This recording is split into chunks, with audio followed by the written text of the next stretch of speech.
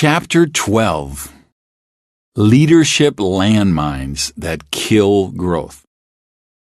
We've spent 11 chapters looking at many strategies and techniques you can practice to grow your team and produce better duplication. Now is a good time to look at some of the actions and behaviors you should avoid. These are the landmines that actually inhibit or completely stop your growth. When I conducted my mega MLM boot camps, I created a workbook for that event, and it was titled The Direct Selling Hall of Shame. And the idea was the people inducted into this hall were the ones who practiced behavior that would constrain leadership, kill duplication, and prevent achieving exponential growth. To have some fun, I created personality profiles for each area of bad behaviors. I can assure you that there are thousands of people walking this earth who these profiles are actually based on, all right? I've changed the names to protect the guilty. So, without further ado, allow me to introduce them to you in the hope that you never appear on this list. Now, each of these I'm going to go through. I'm going to give you the name or the personality, right? The type. And then I'm going to give you the disease, how to know if you're infected, and then the cure. So let's begin. I think I've got 19 of these, if I remember right. So let's begin with the first one, the martyr. The disease. The martyr wants success for everyone so badly, he or she spends countless hours trying to drag people across the finish line. Most of the martyr's time is spent trying to change people who don't want to change and save people who don't want to be saved. Listen to this key part. Martyrs operate on people's potential but ignore their actions. Does this sound familiar to you? How to know if you're infected. 90% of your time is spent with your problem children. You're so busy with them that you leave potentially great people to fend for themselves. Your best leaders are afraid to ask you for help because you always seem so overwhelmed. In fact, you're so busy counseling, begging, and trying to motivate your problem kids, your own business suffers. You have difficulty keeping yourself motivated, your group and your bonus check plateau, and then start creeping backward. The cure? Spend 90% of your time with your real builders and do that first. Don't take talented people for granted and force them to work without your help. Partner with them, and only when their needs are met do you attempt to save the whiners, lost lambs, and charity cases. To help anyone reach success in the business, you must become successful yourself. Remember that. We talked about it. Next one, the tactician. Here's the disease. The tactician believes that success in direct selling comes from knowing and teaching a method, strategy, or tactic for every conceivable situation. I actually had somebody in my sponsorship line just like this. He had a binder, like 4 inches thick, of potential scripts for every scenario. So, example, this is how you approach your girlfriend's boss. This is how you approach someone in the subway. This is the script you use when someone asks if all of the ingredients are organic. The reality is, no one can effectively anticipate every possible scenario. And if somebody could, no one would be able to duplicate them anyway. How to know if you're infected? Easy. You're the ultimate grinder, getting hundreds of frantic calls, texts, and emails every day. You publish thick manuals of possible scripts and action steps, or spend hours every week training people to memorize scripts. You have a high churn percentage in your group. The few people who stay out of loyalty or misplaced confidence, often accountants and engineers, because they love this tactical stuff, they replicate the process and they become career grinders as well. What's the cure? You must resist the urge to develop a tactic and training for every conceivable situation and instead develop culture in the critical areas. You must create an environment where proactive people can learn to think for themselves. If you paint the right picture of the desired outcomes, people will figure out more than you think. And I promise you, we're going to get into that deeper in these leadership chapters coming up. Next one is the Messiah. The disease? The Messiah is the ultimate control freak. He or she believes that growth and motivation are created by developing a cult of personality. And since no one can measure up to the Messiah's standard of perfection, they have to make all the presentations, conduct all the training, and be the all-knowing sage who solves all problems. You probably already figured out how to know if you're infected, but in case you didn't, here's the clues. Everyone in your group has your phone or email and turns to you first to solve all issues. This leads to overload, and people complain because you take forever to return messages. I see that people stand up in front of a group of 1,000 people and say, "Here's my phone number, write it down. I'm personal, I work with everybody." What happens? They get so many messages, they can't help anybody. That doesn't serve you. Here's more of the clues. You will experience a rapid growth through 4 or 5 levels initially where you can personally touch everybody with your magnetic personality. You do runs where you can drive large volume to reach a rank advancement, but you seldom re-qualify at that rank. If you're tech savvy, you might have more long-distance groups, but you still handle every important presentation or training yourself using the internet, conference calls, video conferencing, or other tools. What's the cure? To get out of this mess, you must become the messenger, not the message. It's critical that you utilize third-party tools. You must delegate training functions and let your people conduct presentations even when they can't do them perfect like you do. You must limit access to you and your contact information to only personal enrollees and higher pin ranks. Make all issues work their way up through the sponsorship line and advance a level only when the person below cannot handle the issue. Instead of enjoying the satisfaction of solving problems for people, you must direct them where and how to solve the problems themselves. All right, you've heard of the social butterfly. This one is the social media butterfly. Here's the disease.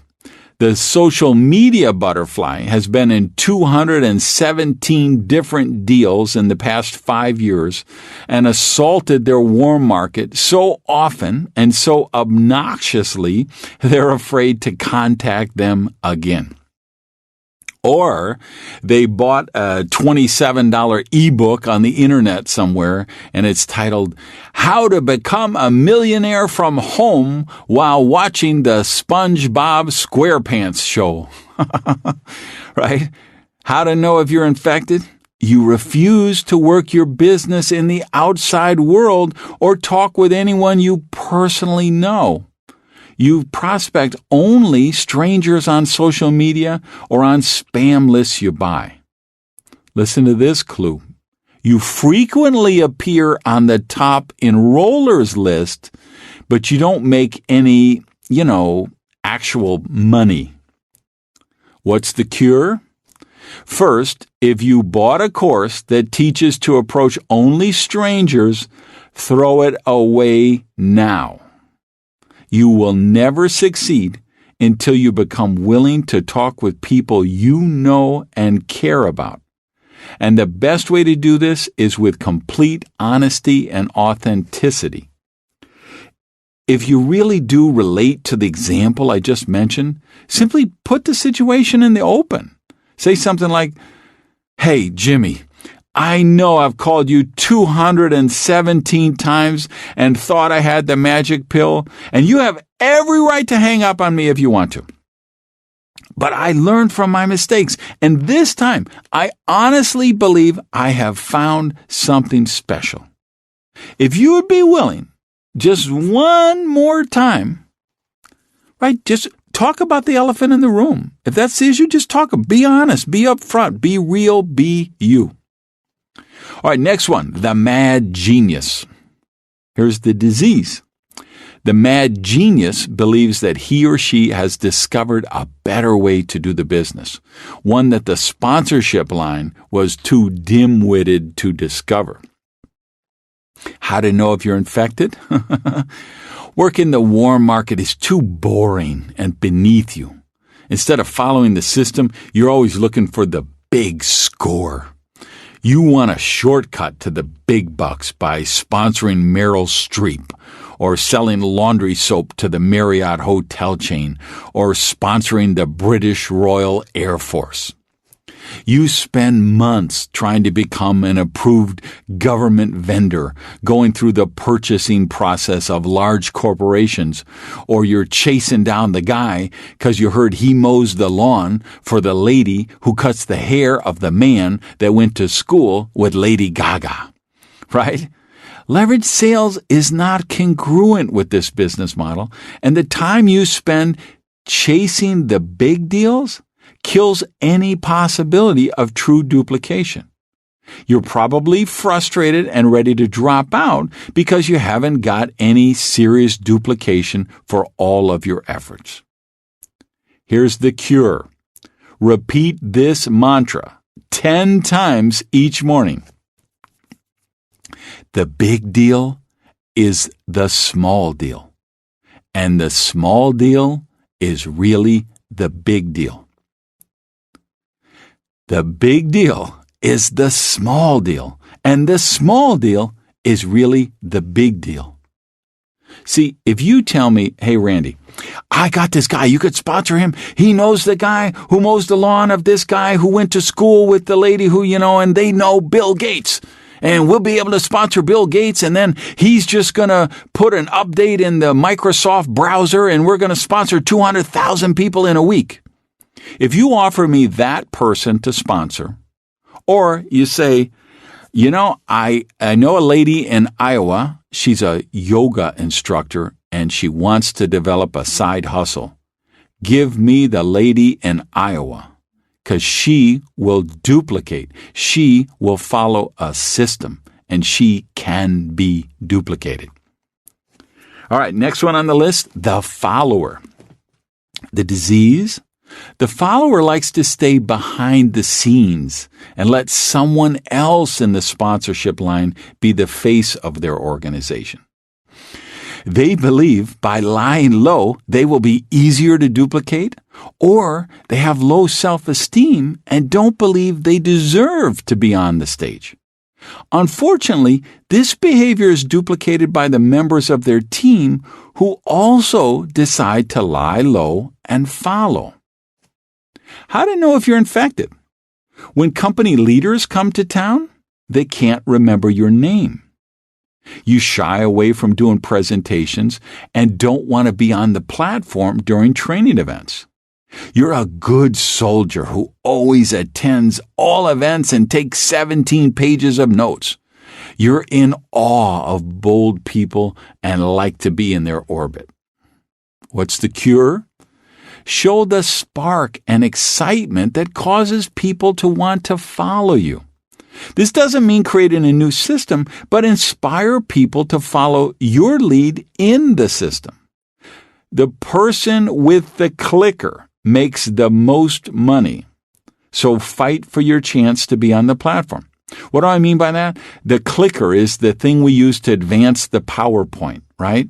So it's kind of, we used to say the person with the marker makes the most money. These days we say the person with the clicker makes the most money, because if you're on stage, people want to follow you. Have a rock star photo and testimonial. Make your group proud to be on your team. Spend at least 30 minutes daily in self-development time to help resolve your worthiness and confidence issues.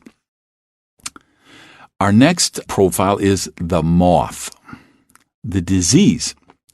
Like that nocturnal insect attracted to any bright light, the moth is elbowing their way into every opportunity for exposure.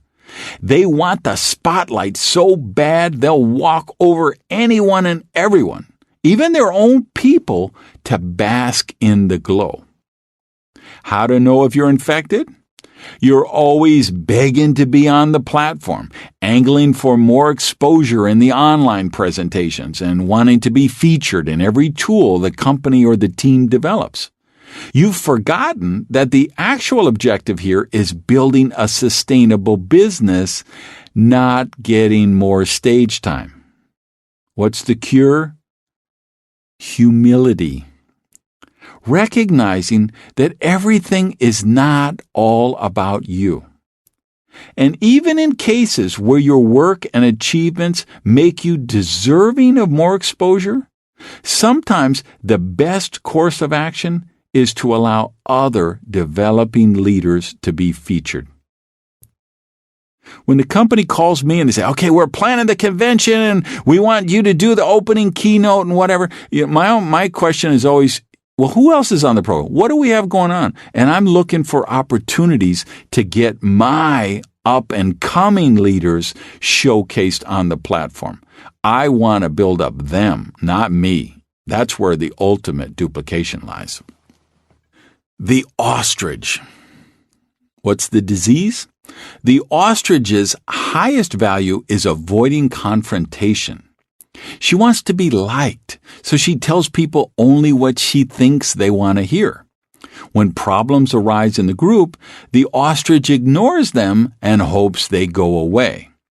When her team members come to the ostrich with ideas that will take them off course, she doesn't want to hurt their feelings, so she panders to them. How to know if you're infected? Your sponsorship line or the company is calling you with problems that your group took to them instead of you.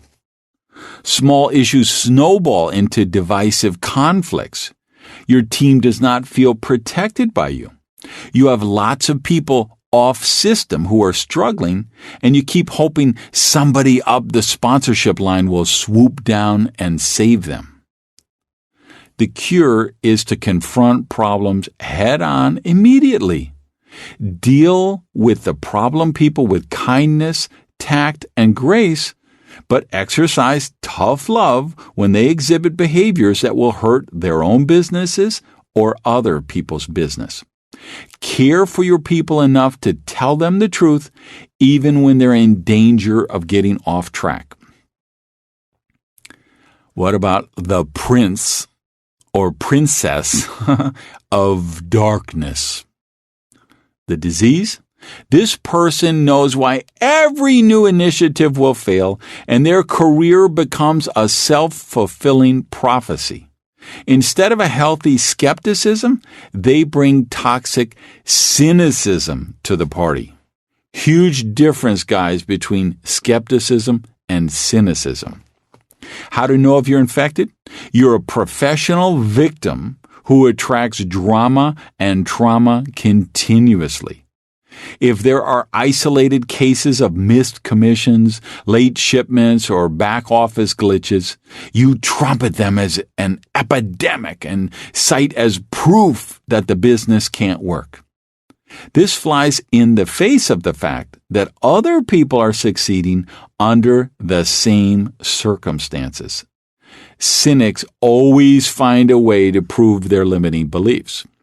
You become a one-person distraction factory. Your need to commiserate with other victims causes you to send negativity down your team, sabotaging any chance at growth. You have meager bonus checks, and growth comes in fits and starts with no duplication. Which, of course, since you're a cynic, just proves what you've believed all along. The cure. The only cure for this disease is relentless daily self-development. This involves a long-term process of reprogramming your subconscious mind to convert limiting beliefs into empowering ones. To earn more, you must become more. Now, maybe that sounds tough, that one. Why is it tough? Because that was a profile of me. I grew up with so much negative programming. I always expected bad things to happen. I was always waiting for the negative shoe to drop. No matter what you brought to me, I could instantly give you 27 reasons why that wouldn't work and why it was a bad idea. And I mean it. The only thing that turned me around was that daily self-development time. I had to actually change the way I thought. All right, let's look at the next one, which is the party animal. Disease. The party animal is an alcoholic and hasn't accepted the truth. They believe they're just being social and communing with their team, but in actuality, they're creating serious impediments to not only their progress, but their teams as well. How to know if you're infected? Hitting the bar after every event. Losing respect among your team members because you acted foolishly, made inappropriate advances, or other kind of comments after too much to drink. The cure? Alcoholics Anonymous. And the cure for companies, for you company execs who are listening, especially the health and wellness companies? Stop providing open bars on every cruise or leadership retreat. I'm just shocked at the number of wellness companies. I'll go to a board meeting and, the room is filled with Twinkies and Kit Kats and sodas and garbage. And I'm like, isn't this a wellness company? All right, let's look at a big one. You see a lot of these. The sales pro. Disease? The sales pro is usually a grizzled veteran of old-school, high-pressure sales and closing techniques. They don't understand the difference between pitching a tourist to buy a timeshare they don't need versus creating duplication through leverage. How to know if you're infected? You sponsor large numbers of people, but almost none of them duplicate, except other sales types. You think you're too talented to use third-party tools. You would much rather conduct one-on-ones to make sure you get the close. You have canned scripts for every possible objection, and you've constructed a shrine of my friend Jeffrey Gitomer in your bedroom. Jeffrey's got some great books on selling, right? You appear on the top enrollers list at first, but become so frustrated with your lack of duplication that you consider quitting or, here's the famous one, putting the business on the back burner for a little while. Your initial bonus checks looked great because of the volume from new enrollments, but your residual income wouldn't feed a church mouse. What's the cure? Very ironic, not ironic, paradoxical maybe. The secret here is to make sure that your sales skills don't get used against you. Closing techniques work, but they don't duplicate. The mantra for rehabilitating sales pros is, if your lips are moving, you better be pointing to a tool. The BFF. Disease? The BFF wants to be best friends forever with everyone they sponsor. Unfortunately, familiarity breeds contempt. How to know if you're infected? Your team is so familiar with every little detail and problem in your life, they have no respect for you. As a result of that, they can't properly edify you, which limits your ability to help them grow. Every opportunity meeting has the same usual suspects attending. What should be business functions become primarily social ones. What's the cure?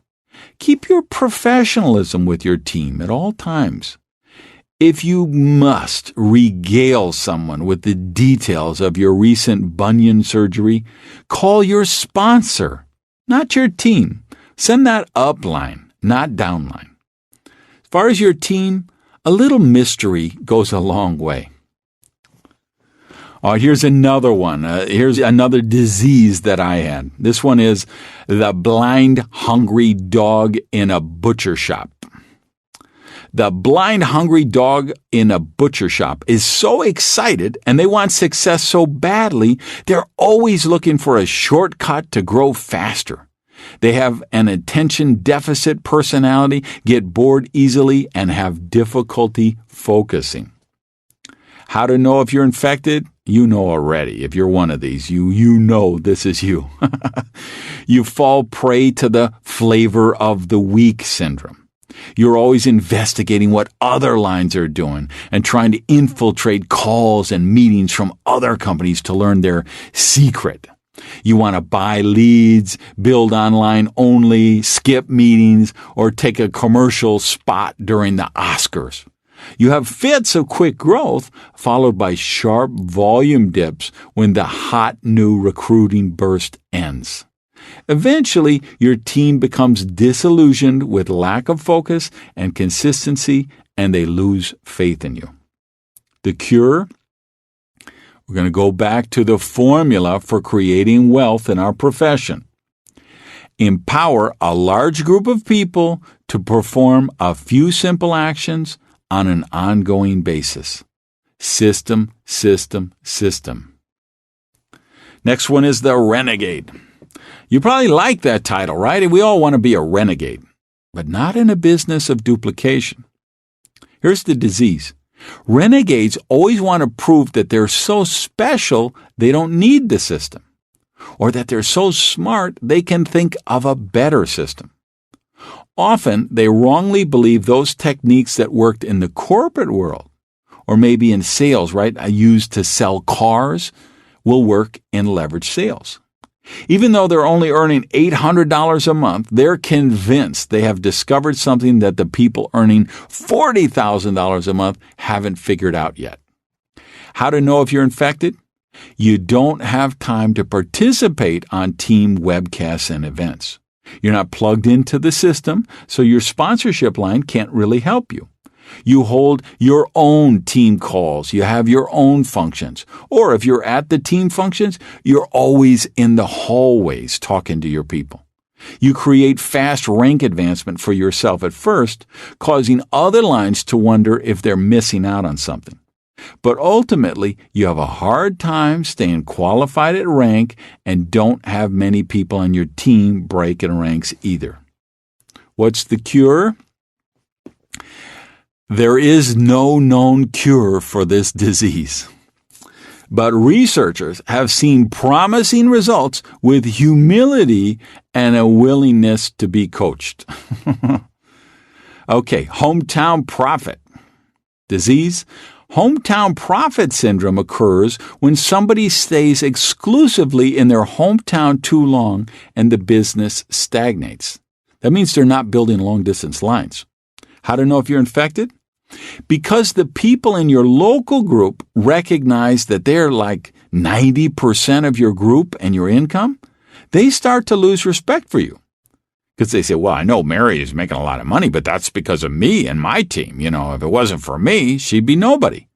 You lose their respect.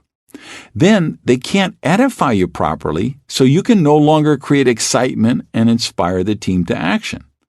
The opportunity meetings become monotonous, and pretty soon team members outnumber guests 25-1.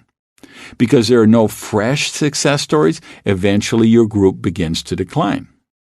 The cure? Protect your financial security and diversify your business by building long distance.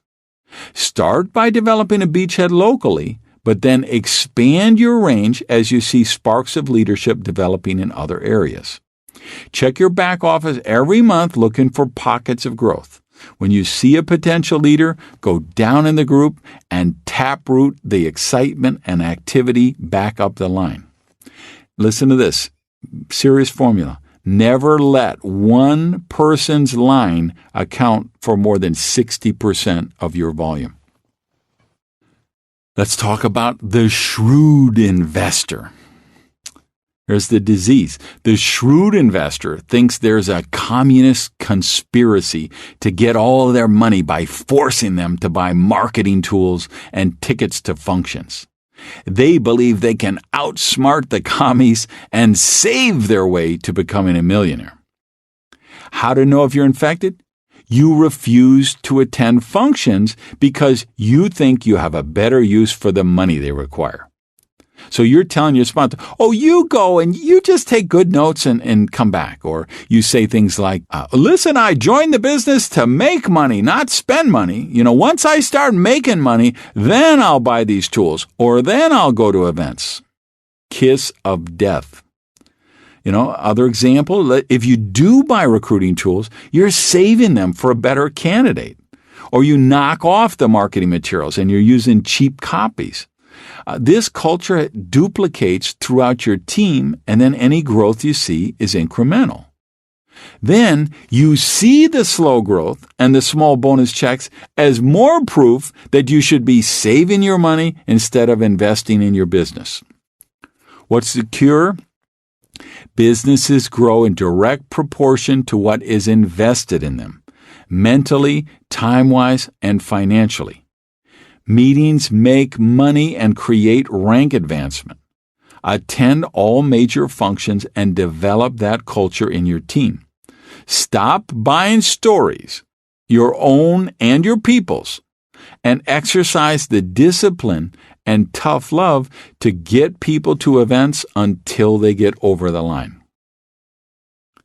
All right, I promised you we were going to talk about the helicopter sponsor. What's this disease? The helicopter sponsor is always hovering over their enrollees, trying to protect them from any mistakes or adversity. They are well-meaning, but they actually hurt their people by making them codependent. They solve problems for their people instead of teaching them how to figure things out.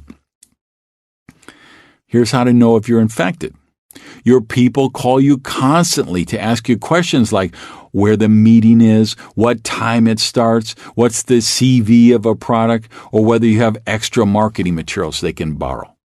When they have a problem with an order or payment, they contact you first. You have people still asking you to stream into their one-on-one presentation, even though they joined the business in 2008. You get messages asking why you haven't put anyone in their group this month. Your team members use your house as the satellite warehouse. You're the only person in your town who can conduct presentations or training. You're a grinder.